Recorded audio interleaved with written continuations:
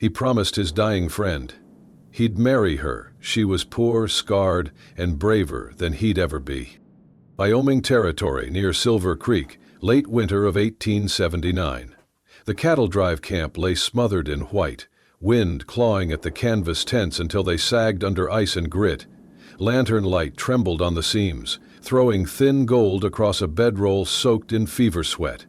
On his knees beside it, Randy McAllister leaned close enough to feel the broken rasp of his friend's breath. Elias Carter blinked against snow sneaking under the flap. "Randy, when you reach Silver Creek, she will find you. Do not leave her alone. Marry her. Promise me." Randy's jaw tightened. "You know I do not intend to marry anyone." "I know," Elias whispered. "But she has no one, and she has endured more than you think." The gale rattled the guy ropes. Randy lifted the quilt higher over Elias's chest, tucking it tight. Outside, cattle lowed against the storm, riders cursing as they fought to hold the herd. He had always been the man who held the line, who kept his word like a lifeline. Looking at Elias now, he saw not the pale, sweat-soaked man before him, but the boy of 15 who had pulled him from a spring flood, both laughing to hide their shaking. A promise had been born there. Now the debt had come due, in a tent groaning like a ship in a winter sea. "Who is she?" Randy asked. "Carol Dawson," Elias breathed. "Kansas-born, can sow a seam in a windstorm. Writes truthful letters, not afraid of work. She took the long road because I said there was a home at the end of it. A name, a skill, a promise from a dying man, enough to bind Randy's course." He poured water into a tin cup, checked it with a finger, and lifted Elias to sip. The cough that followed left him shaking. "It was the mountain pass," Randy said quietly.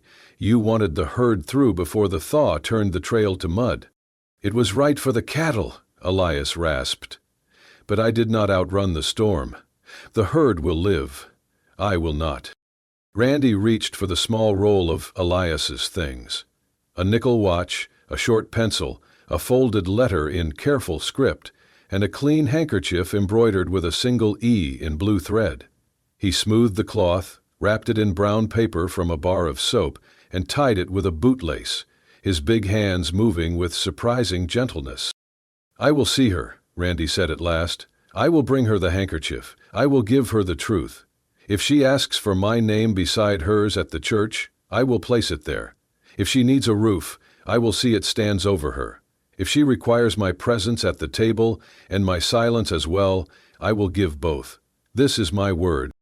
Relief softened Elias's face. "That is enough. She deserves a man who will not frighten when the wind changes, a man who keeps promises when no one is watching." "I do not frighten," Randy replied. But inside he felt a different kind of unease, the kind that comes when a man sees a road and knows he must walk it alone in front of others. Generally, in a vision, Randy saw this moment in his head, as if events are alone. The cook, Pryor, pushed the flap aside, eyes red from smoke and cold.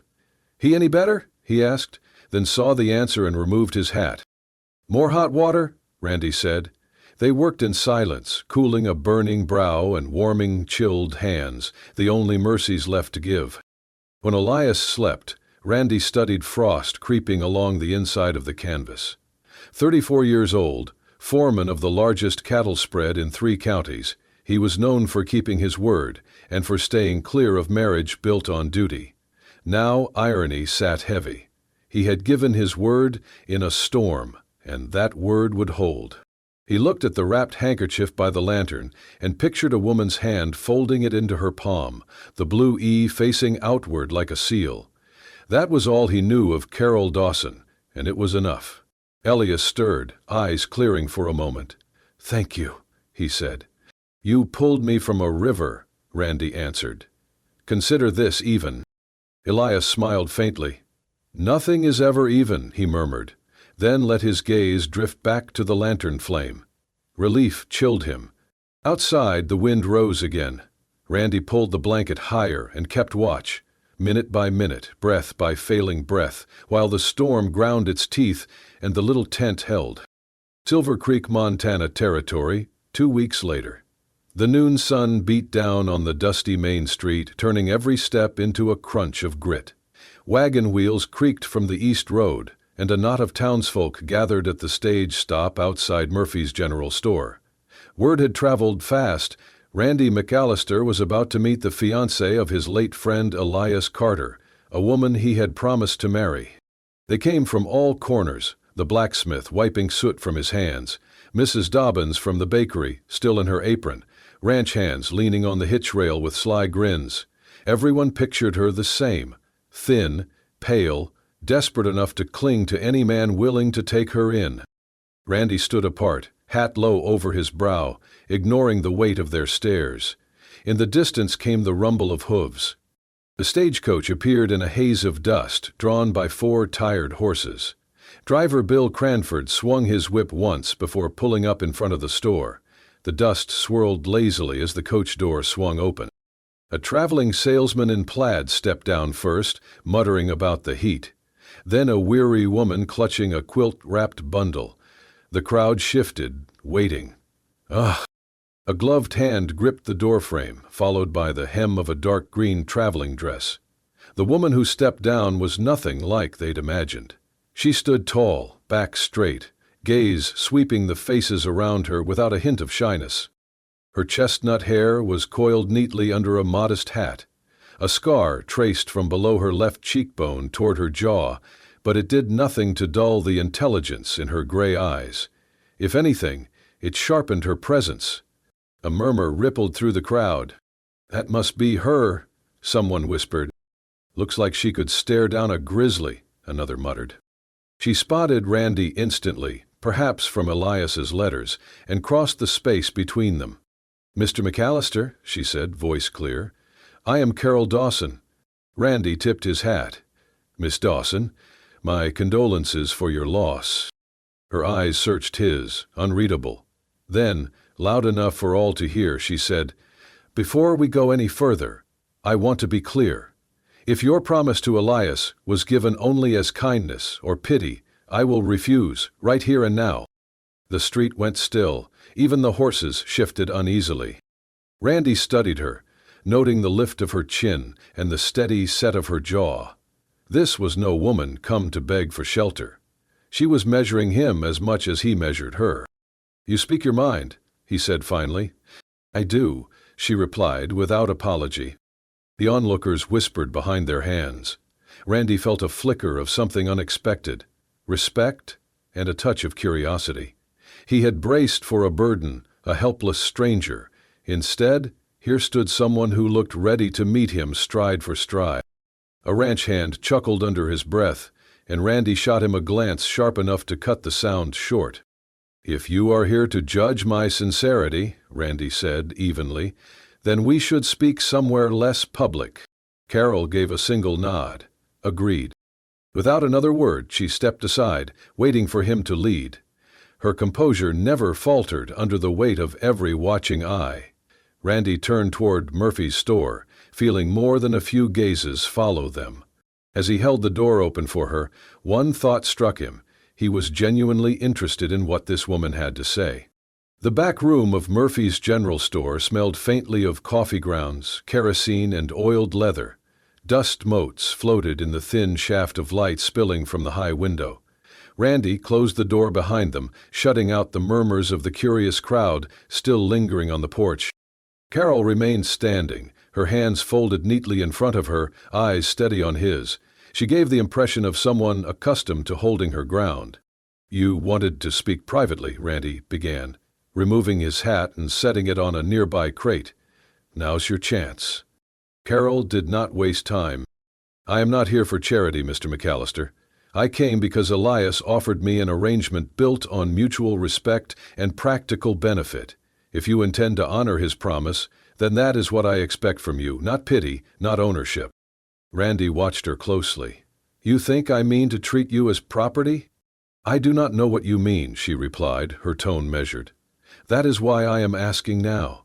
If you expect a silent, obedient figure to decorate your home, you should send me back on the next stage. I will not be that woman."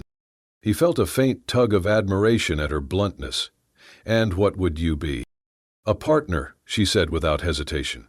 One who can contribute. I can work, I can earn, and I can stand on my own 2 feet. I will do my share in any household I am part of, but I will keep a measure of independence. There was no bitterness in her voice, only conviction. Randy leaned against a barrel, folding his arms. You talk like someone who has been burned before. A shadow passed over her features. I was a seamstress in Kansas. I had a small shop, my own. It took years to build it. Then, one night, a lantern was kicked over during a storm. The fire took the building in minutes. I managed to get out, but... She turned her head slightly, and in the filtered light, the long pale scar on her cheek seemed to catch every detail. This came with me. My family had already lost the farm to debt. The shop was all we had left. After the fire, there was nothing. Randy did not look away from the scar, nor did he flinch. So you agreed to marry Elias? Yes, Carol said. We exchanged letters for months. We understood each other. He did not promise romance, and I did not expect it. We agreed on security, shared responsibility, and the freedom to speak plainly. Randy considered this in silence for a long moment. If we marry, he said at last, you'll be safe at the ranch. I'll see to that. But I expect you to live there. This country can be dangerous, and I won't have you in town alone without reason. She studied him. And in return? In return, he said, I will not demand anything you are unwilling to give. You'll have food, shelter, and my word on your safety. I'll give you the same respect I'd give any partner I ride alongside. Carol's gaze did not waver. And you understand, I will work. I will earn what I can, and I will keep some of what I earn. That's your right, Randy said. The answer seemed to surprise her. She inclined her head slightly. Then we are agreed, Mr. McAllister. This will be a practical marriage, respect, support, and nothing more than either of us wishes to give. Randy straightened, reached for his hat, and settled it back on his head. We'll speak to Reverend Thompson tomorrow. Best to make it official before the town invents more stories than they already have. A faint smile ghosted over her lips. They do seem eager for a show. Randy opened the door and stepped aside to let her pass. As she walked out into the bright afternoon, he felt the first stirrings of something unexpected. Not affection, not yet, but an undeniable sense that this woman might prove far more than he had bargained for. The wedding took place the next afternoon in the small clapboard church at the edge of Silver Creek.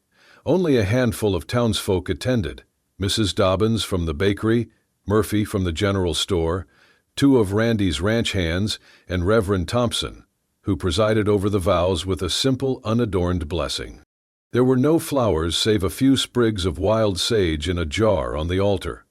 Carol wore the same dark green traveling dress she had arrived in, its neat lines a quiet statement of dignity. Randy stood beside her in a clean shirt and black vest, his hat left respectfully on the front pew. When the Reverend spoke the words, "Do you promise to honor and keep one another in mutual respect?" both answered in steady voices. There was no lingering glance, no romantic flourish, just a clear agreement, sealed with a firm handshake before they signed the register. By sundown, they walked to the boarding house, where Mrs. Kowalski greeted them warmly and handed them the key to the largest room. "The bridal suite," she announced with a wink, but Carol merely thanked her without a flicker of embarrassment. Inside, the room was modest but tidy, a large bed neatly made, a small table by the window, and a washstand in the corner. Randy set down his saddlebags by the wall. "I can take the chair," he said, nodding toward the upholstered armchair near the table. Carol shook her head. "That would be uncomfortable for you. We can arrange this sensibly. I will take the bed. You can make a pallet on the floor by the window. We're both used to harder sleeping than this, I imagine." "That's fair," Randy agreed. He began unrolling his blanket without protest. As they worked in silence, Carol broke it with a question he had not expected. "Do you know if the town has need of a seamstress, or perhaps a teacher for sewing?" Randy looked up. "You mean to take work?" "I do. I am better for having a purpose, and I prefer to earn my own money when I can." He considered her for a moment, then said, "Murphy might know. We'll ask him in the morning." The next day, Carol learned from Murphy that Silver Creek had no resident seamstress. Traveling menders came through only once a month, and folks made do in between. The opportunity was plain. By the week's end, Carol had located a narrow, unused room at the side of Murphy's store. The rent was more than she could easily afford, but she was determined. When she mentioned it to Randy, he simply nodded and said, "If it suits you, take it." What she did not know, what he did not intend her to know, was that later that evening, he spoke quietly to Murphy in the back of the store, settling half the rent in advance under the agreement that Carol never hear of it. "She's proud," Randy said. "Let her think she's paying it all. It'll mean more to her that way." Murphy nodded with a knowing smile. "You've got yourself a strong one there." Over the next days, Carol scrubbed the little space clean, set up a work table, and hung the tools of her trade: scissors, needles, spools of thread in careful rows. She sewed curtains for the single window, their pale fabric catching the morning light. Randy stopped by once, unannounced, leaning in the doorway as she hemmed a skirt. "Looks like you're ready for business." "Almost," she said, smiling faintly. "First customers should come tomorrow." He tipped his hat and left without another word, but something in the quiet satisfaction on her face stayed with him the rest of the day. Carol, for her part, noticed the ease with which the shop rent was handled, though she said nothing. She suspected Randy had a hand in it, but his silence told her he would rather she think it luck.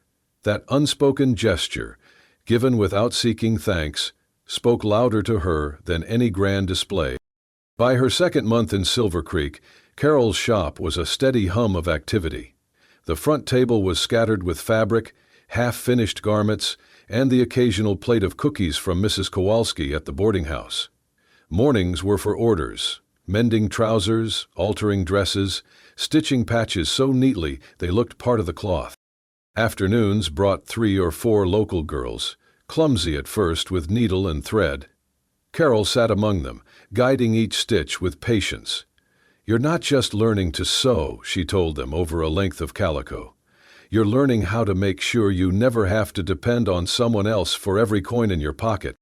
By the third week, she had a circle of regular pupils, some paying with cash, others in eggs, flour, or firewood. She never turned away anyone willing to work. She also noticed the ragged children who passed her window to the schoolhouse. One boy's coat was so thin she could see daylight through the seams. A girl's dress was torn and pinned crookedly. One evening after closing, Carol repaired the garments and returned them quietly the next day. The children never knew who had mended their clothes, though the parents guessed. Her resolve didn't stop there. One night, locking up the shop, she heard shouting in the alley beside Murphy's store, a woman's voice, frightened. She found Mrs. Ellen Parsons, cheek red and swelling, backing from her whiskey-greeking husband. "Go back inside, Miss Dawson," Ellen gasped. Carol didn't move. She stepped between them. "That's enough," she said. "You've made your point, now leave her be." The man barked a laugh. "Or what? You'll sew me a lecture?" "Or I'll fetch Sheriff Walker and the whole town will hear why," she replied, steady as stone. Something in her voice made him hesitate. After a tense moment, he muttered a curse and staggered away. Ellen clutched her hands. "You shouldn't have done that, but thank you." "No one should be afraid in their own home," Carol said simply. The story traveled fast. Some said she should have stayed out of it. Others, especially the women, admired her. Not everyone respected her yet. A few whispered about the scarred woman when they thought she couldn't hear. Carol ignored it, letting her work speak. Each satisfied customer, each perfect garment, chipped away at the prejudice. The turning point came on a Saturday when a half-drunk rancher, Clay Dobson, stumbled in. Dropping a torn vest on the counter, he said, "Fix it, I'll pay you next month." Carol slid it back. "No credit, Mr. Dobson, you know my terms." He leaned over, grinning in a way that made the 2 girls in the back pause. "Don't be difficult. It's just a bit of mending. You can trust me." "I don't do business on trust alone," she said evenly. "Pay first or take it elsewhere." The shop went silent. Dobson's grin faltered under her steady gaze. With a grunt, He took the vest and left. By evening the town knew. Some laughed at his embarrassment, others nodded in approval. In a place where a woman's business could be undercut in a dozen ways, Carol had stood firm. Randy heard from Murphy before he heard from her. That night, stopping by to walk her to the boarding house, he found her sweeping the floor, lamplight glinting on the scissors at her work table. "You handled Dobson well," he said. She looked up. "It wasn't anything." "It was," he said. "You kept your rules, and you didn't let him push you." He watched her gather scraps into a basket, her movements calm, unhurried.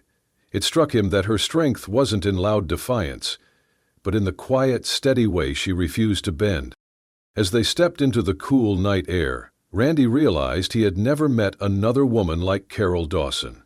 The respect he felt for her was becoming something deeper, something he hadn't expected when he'd made that promise in a snowbound tent. It was a Sunday afternoon when Carol first mentioned the idea. They sat at the boarding house kitchen table, ledger books open. She had been studying the ranch figures Randy brought while she finished her own accounts. "You've got unused ground on the north side of your property," she said, tapping the page. "Rough pasture," Randy replied. "Not much good for cattle." "Not for cattle," she agreed. "But it could grow flax. Flax becomes linen and linen sells well, especially here, where good cloth is hard to find. We could spin and weave it locally, cut dependence on the rail line, avoid delays, and turn a better profit." Randy leaned back. "Flax takes work. Timing matters." "I know," Carol said, sliding a folded sheet across the table. "Here's the math. Seed cost, labor, yield per acre. Start with 10 acres, and you could see 3 to 4 times your investment in the first year, if we find skilled spinners and weavers." Her handwriting was neat, her plan simple but thorough. "You put a lot of thought into this," he said. "I put thought into everything I mean to succeed at." That was the first time Randy asked her to sit with him while he went over the ranch's books. Soon he was seeking her opinion on grazing rotations, supply orders, even which bulls to keep. She thought in years, not seasons, and it showed. One evening, after closing the shop, Carol started the short walk to the boarding house. The street was quiet except for light spilling from the saloon. She heard uneven footsteps, one of the cattle yard hands, weaving slightly, the smell of whiskey strong on his breath. "Evenin', Miss Dawson," he slurred, "or should I say Mrs. McAllister?" "I'm on my way home," she said, trying to pass. He stepped into her path. "You're a fine-looking woman. Shame to waste all that behind a counter." Before she could answer, a steady hand settled on the man's shoulder. Randy stood there, calm but watchful. "Go home," he said. The man tried to grin. "Just talking." "I said go home." It wasn't loud, but it left no room for doubt. The man muttered and staggered toward the saloon. Two townsfolk across the boardwalk slowed to watch, saying nothing until he was gone.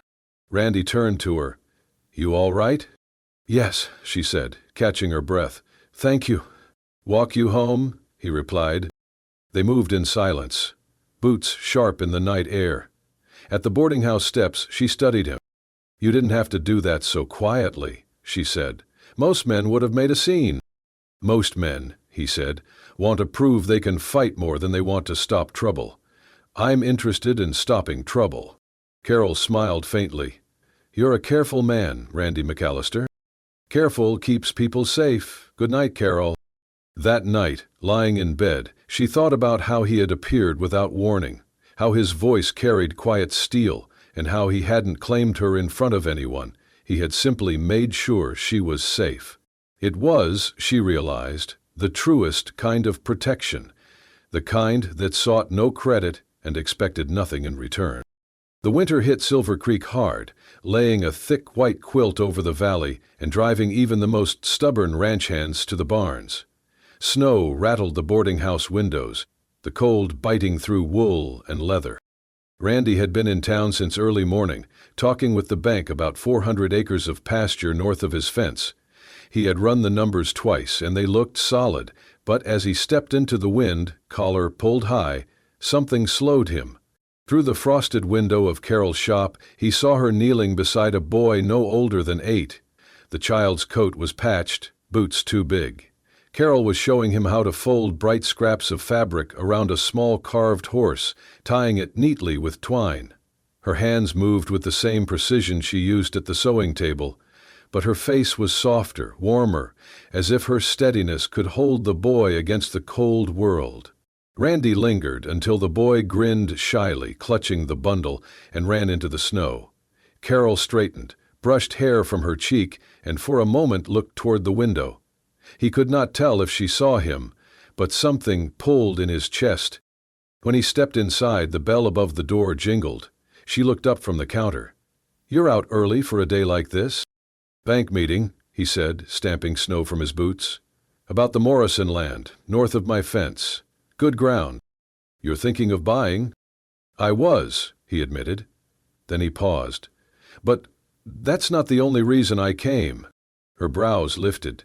"No?" He stepped closer, his voice low. "Carol, this isn't about a promise anymore.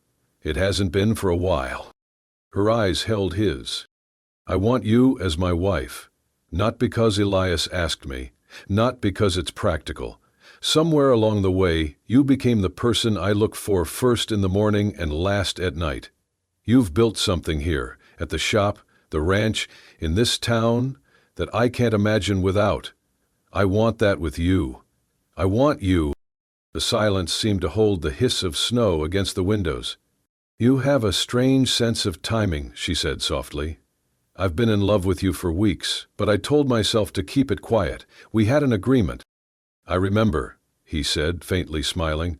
"Respect, support, nothing more than we wished to give. I'm wishing for more now." She laughed once, shook her head. "So am I."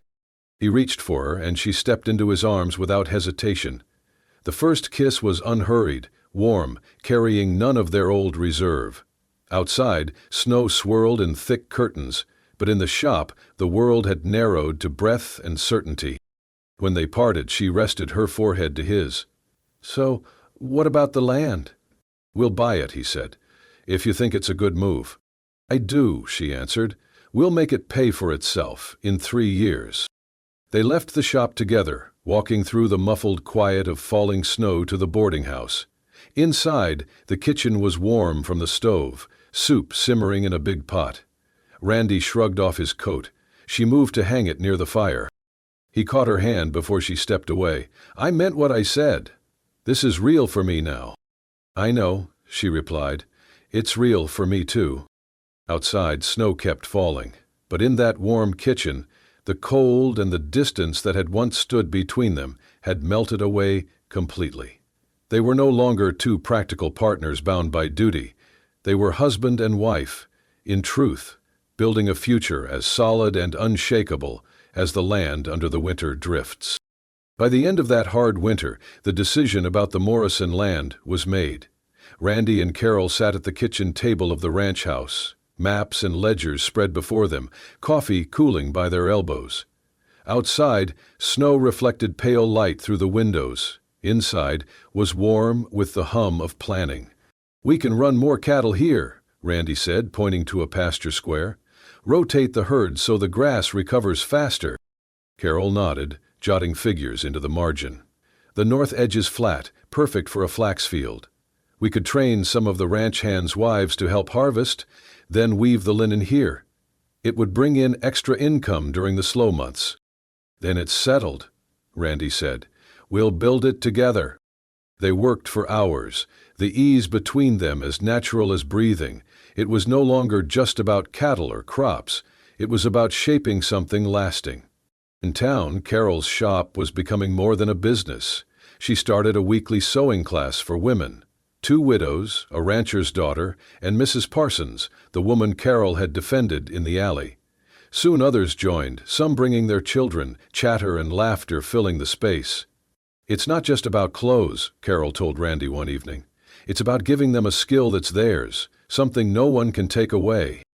Randy, who had never thought much about a needle beyond keeping his shirts in one piece, was proud of what she was building. He had seen her change in the town's eyes, from the scarred woman to someone respected, even relied upon.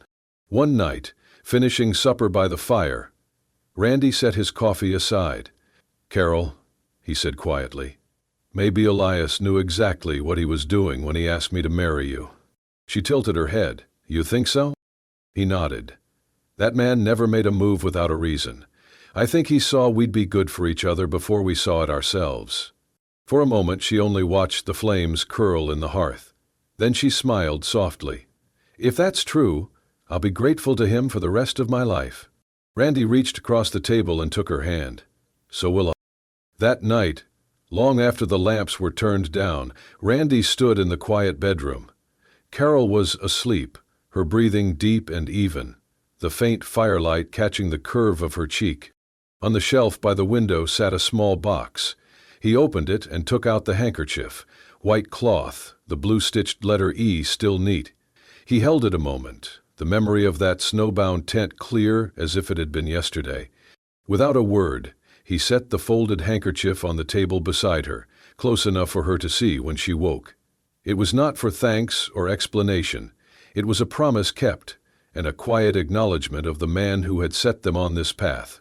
Outside, snow fell in soft sheets over the dark fields. Inside, the fire burned low, warm against the cold, its light wrapping around them both. Randy watched her for a long moment, then climbed into bed beside her, knowing what began as duty had become the truest gift of his life. And that's how a promise made in a snowbound tent became something far greater, a partnership built on respect, a home forged through hard work, and a love that neither of them had expected, but both of them had been searching for all along. If you enjoyed this journey into the heart of the old American West, filled with grit, courage, and love that stands the test of time, make sure to subscribe to Wild West Love Stories. We bring you more tales of romance, resilience, and the untamed spirit of the frontier, stories that will warm your heart and stir your soul. Hit that subscribe button, ring the bell so you never miss a story, and saddle up for our next adventure. Out here in the wide open West, love always finds a way.